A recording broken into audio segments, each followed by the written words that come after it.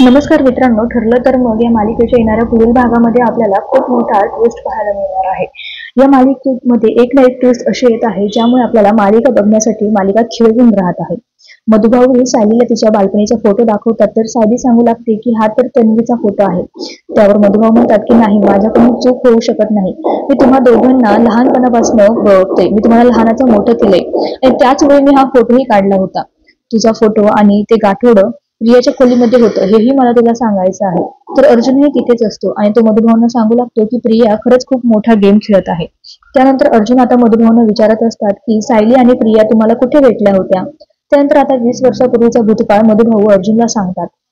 सायलीचे बालपणीचे कपडे आणि लॉकेट हे सगळं काही त्या गाठोड्यात असतं आणि अर्जुन आता म्हणतो की आपल्याला ते गाठोडं शोधायला पाहिजे. मग आपल्याला खऱ्या तन्वीचा पत्ता लागेल. तेच दुसरीकडे आता त्यांना समजलेलं असतं की प्रिया ही खरी तन्वी नाहीये, ही फक्त एक नाटक करत आहे.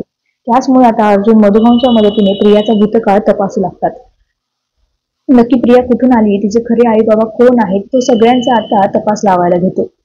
तेच आता प्रियाचा भूतकाळ माहीत करत असताना अर्जुनला सायलीचा भूतकाळ कळतो आणि त्याला समजतं की खरी तन्वी ही सायलीच आहे. आणि आता अर्जुनला खूप आनंद होतो. आता अर्जुन सगळ्यात पुराव्यांची उलट तपासणी करतो आणि अखेर सत्य समोर येते. तर आता